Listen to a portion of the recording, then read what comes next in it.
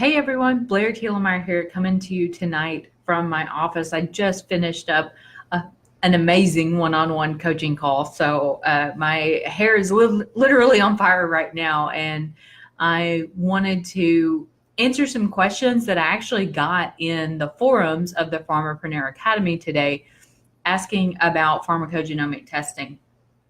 So, as you know, I've been doing pharmacogenomic and nutrigenomic testing for patients here in my local area.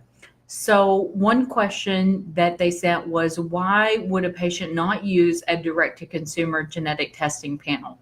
So, I think I mentioned I really like the VitaGene testing panel. It's looking at the genes and comparing stuff. It's pretty comparable to the 23andMe reports. And for me, it's almost $100 cheaper as long as you get the health plus the ancestry in the VitaGene report. It provides some good information about MTHFR function, about MTRR, about a few of the cytochrome P450 enzymes that are used for detox, but it doesn't provide everything that I'm looking for. It doesn't provide everything I'm looking for as far as the pharmacogenomic enzymes that play a big part in drug metabolism, and it doesn't have what I'm looking for as far as a full spectrum nutrigenomic report that shows me how the body's really functioning in response to those drugs. So, why would they not just be able to use a direct-to-consumer panel? I think VitaGene and a few other panels do provide that service. Well, if you've looked at those reports, they're incredibly non-specific. So one thing that I tell people is, if they want to go ahead and pay for one of those reports and send me their raw genetic data, I can provide an interpretation using those raw results. So that is one offering that I do make. And I tell people up front that this panel is much cheaper, but if you want to just get an idea whether or not there's a problem worth digging deeper into, right now the test is available for like $40 on Amazon under the VitaGene Health Plus Ancestry. So it's a great way just to see if you have a major genetic mutation, especially in like the MTHFR. So that's where I see, the pharmacist being able to step in as offering ongoing support. So most of these companies, they are going to swab you and then give you your results, give you the consultation, and then you're on your own from there. But what happens if 10 years down the line, you learn you need to be placed on a statin medication or clopidogrel or something like that? So several things came up for me in my personal results.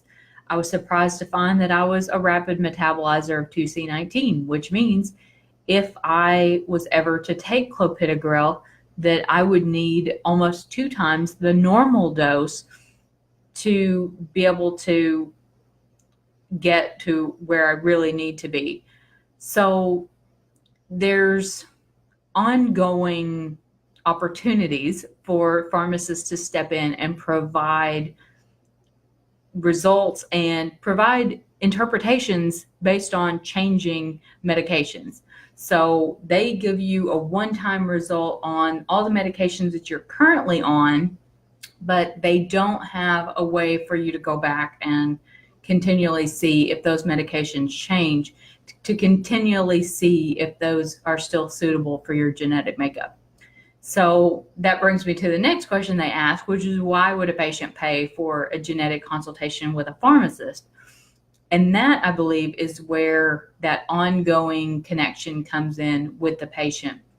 So, you've got their genetic data on file, you're keeping it in your pharmacy dispensing system, or maybe your EHR if you're using like a third-party software, so that you have the ability to, if anything changes with those person's medicines, you can go back and see, is this new medicine that they're physician wants to put them on. Is it appropriate for this person's genetic makeup and for their phenotype? So that's where I really see the value coming in, is that it's a once in a lifetime test that you can then use over and over and over to help guide the patient's therapy. So I kind of call that as a health roadmap. So as I mentioned, the 2C19 variant, now that I know that I exist as a rapid metabolizer, would be able to modify the dose of that in the future should I ever need that medication. Third question, should I list my prices on my website? I do not, but here's why.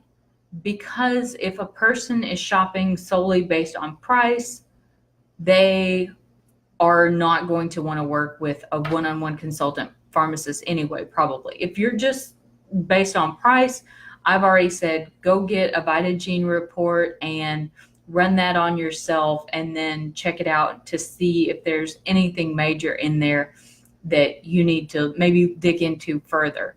But I don't list prices on my website because I want to encourage people to have that free one-on-one consultation call with me. And on that consultation call, I describe the process that I'm going to go through with the patient, that this is an ongoing relationship, that they will have access to their results, that I will be here, if any additional questions arise. So I use that kind of one-on-one consult time as a time to explain why my services are not cheap. And I'm a big proponent of not discounting your services. So if a pharmacogenomic test costs $350, my fee for the consult is $500. So if they're wanting two different things and maybe a $350 pharmacogenomic test and $150 nutrigenomic test, the consult, is $800 or whatever. So I'm really a big proponent of valuing your time, but the more that you value your time, I think the more that the patient is going to value their time with you, because they understand what a valuable service that you're offering. And the kind of last question that someone asked is, how do you get certified in pharmacogenomic testing? And there is really many different options. I just got this today, so I'm kind of proud of it, but it got all bent up in the mailbox. But this is through the University of Colorado. They had a really fantastic program that enabled you to get a pharmacogenomic certificate through their, I believe it was the SCAG School of Pharmacy. But there was nurses in the group, there was physicians, there was PhDs that were in the field of genetic testing. So it was a really diverse group, and it was completely online. It was an 8-week course. It was worth 20 CE hours, and pharmacists were very well represented in the class. So I was very proud of that fact as well. But I think it's only offered once a year. So if you're interested, I would definitely get in contact with Christina. And if anyone wants to email me, I'd be happy to put you in contact with them so that you could get signed up for the next program. I believe there's also an NACDS program that is partially online and partially in person. This one was completely online. So the one that's partially online and partially in person that I know of, they're offering this year is at Belmont College of Pharmacy in Nashville, Tennessee, and I believe that's in October of this year. So if you're interested in that one, I'd be happy to send you the link if you want to email me. But I would recommend both of those. Also, depending on the pharmacogenomic or nutrigenomic companies that you're working with, they're going to do some of the training with you. I still recommend that if you're going to be doing this long-term for patients in the community pharmacy or in a clinic setting, that you do go ahead and get your certificate. But some of it can be done by testing yourself. And that's one thing that I really encourage everyone who's interested in pharmacogenomic or nutrigenomic testing to start with, is start by using yourself as a guinea pig. You will learn so much about yourself and about genetic testing that you'll really decide, what calls to you more and where you'd like to pursue. Someone else asked me the other day, how can they get local providers on board with pharmacogenomic testing? And I think a great way to market the test is, like I just said, offer providers to get a chance to see their own genetic makeup. And once you have swabbed yourself and used yourself as a guinea pig, go out to those local providers or those people in the community that you think that would be a great candidate and be a spokesperson for your genetic testing practice, and offer them a test and offer them to be like your beta members to try out this new service that you're thinking of offering. So like I said, I'm a big fan of pharmacogenomic testing. If you have any questions at all, or you're interested in learning more about pharmacogenomic testing, please join our newsletter. It's at btpharmacyconsulting.com/newsletter. You just enter your email in. I'll send you an email every once in a while about pharmacogenomic testing, but also about other pharmacy-related clinical services that you can be offering as a consultant.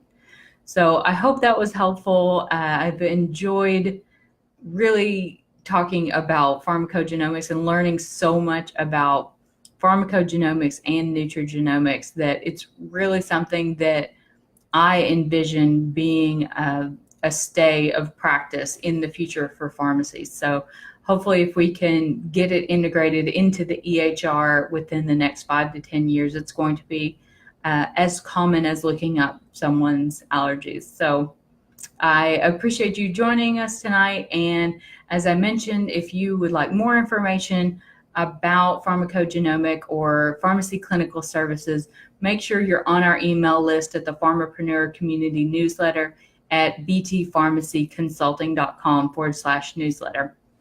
Have a great night.